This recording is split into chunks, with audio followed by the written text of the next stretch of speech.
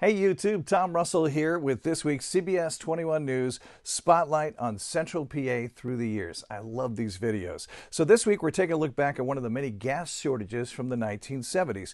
In fact, this was the first time in U.S. history that we saw just how fragile the world's oil supply chain really was. In order to understand the situation, we got to take you back to October of 1973. That was the year of the Yom Kippur War between Egypt, Syria, and Israel. The Soviet Union backed and supplied Egypt and Syria, and the U.S. backed and resupplied Israel. As a result, the Arab members of the Organization of Arab Petroleum Exporting Countries, or what we know as OPEC, reduced the petroleum production and proclaimed an embargo on oil shipments to the United States and to the Netherlands. This sparked widespread shortages across the U.S. and destabilized the oil supply throughout the 1970s. The effects were felt as early as December of 1973 and lasted all the way through 1974. So our footage here is from January, February, and May of 1974. In the area, some local gas stations went on strike, refusing to sell oil in order to put pressure on the oil producers, while others stayed open and sold as much as they could as to help out their communities. There were limits placed on how much gas you could buy at one time, and later limits on how much gas you could buy per day. Of course, this was a time when the majority of Americans were driving automobiles with those big V8 engines that got less than 8 miles per gallon. Throughout the 1970s, domestic car companies were extremely slow to respond and saw their market get quickly absorbed by Japanese and European car manufacturers.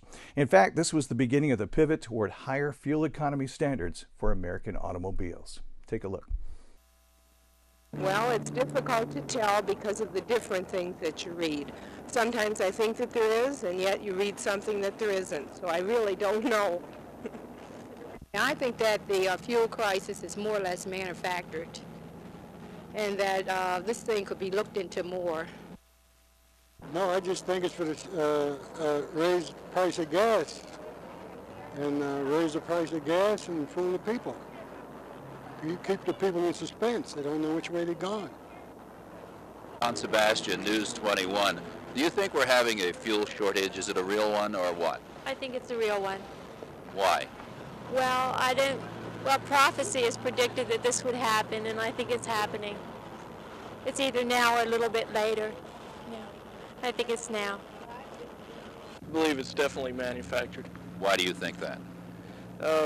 I think that big business needs the Alaskan pipeline, etc., and they could use atomic power plants.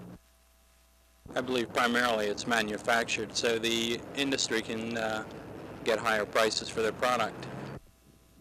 I don't believe there's a fuel shortage. Why? I just think everyone's out to make more money. Is that Get the bad? price up. Well, eventually you and I pay for it. And that's bad. That's bad.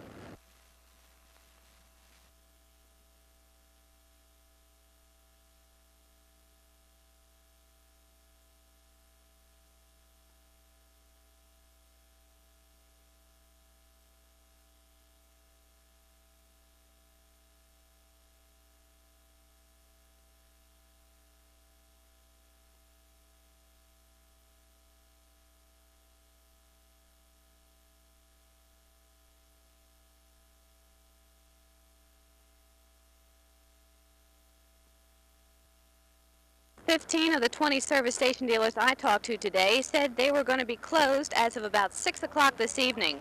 Some in sympathy with the strike, others because they've simply run out of gas. And they say they'll stay closed as long as necessary. Meanwhile, many dealers reported lines and panic buying in the last couple of days, especially today. Mervyn Moyer, manager at his station on Walnut Street, told me why he's going out on strike. Well, the main reason is we're only getting about 50% of the gas we sold last year, which means about 50% less profit. What is your purpose? What do you hope to gain from the strike? Well, a few more cents per gallon for us rather than the oil company, plus maybe some extra allocation, on our gas. Mr. Cartman, you're owner and manager of this service station. Why are you not going out on strike? To be truthful, There's too many people that are dependent on me for gas. I have a lot of doctors, I have emergency units, and I could name 12.5 or more of vehicles that must move. And really, I don't have no gripe. Do you go along with the purpose for the strike? I go along for the purpose that we need more gas. Okay, now in the municipalities that do have their own self-sustaining fuel systems, we will be able to get allocations for gasoline for use in these emergency vehicles. The municipalities that do not have their own sustaining fuel systems, we will have to get fuel allocated on an emergency basis, which will be utilized through an independent dealer. And all this information has come about through our communicating with my 40 local directors throughout Dauphin County. What provisions has Civil Defense made to deliver or store the gas for the municipalities? Okay, in talking with the local directors and through local dealers, even though they may not necessarily be open to sell gasoline to the average public, we will be able to have them save fuel for our emergency vehicles to be utilized in the event of a fire, or if it's police business or ambulance business. Okay, we do have an indefinite supply of gasoline to these municipalities, but it would be under a state allocation, and this would have to come as a result of the shutdown of the independent gas dealers in the area. Where will you get the gas from? Okay, this gasoline would come from the petroleum companies themselves.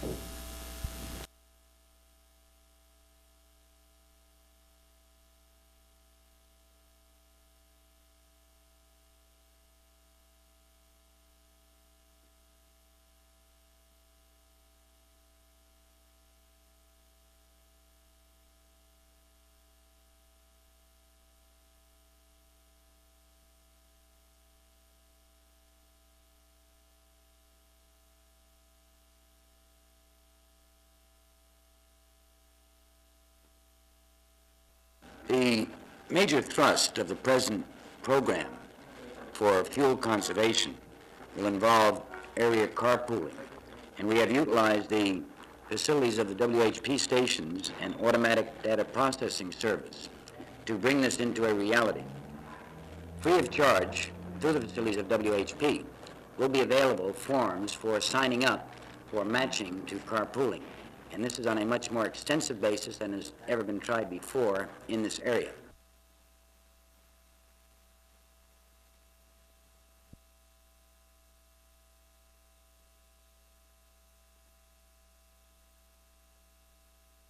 Well, we hope you enjoyed this clip, and if you would like to add to the subject, please do go ahead and comment below. And remember to click subscribe to see notifications when the next brand new videos come out. Thank you so much for watching.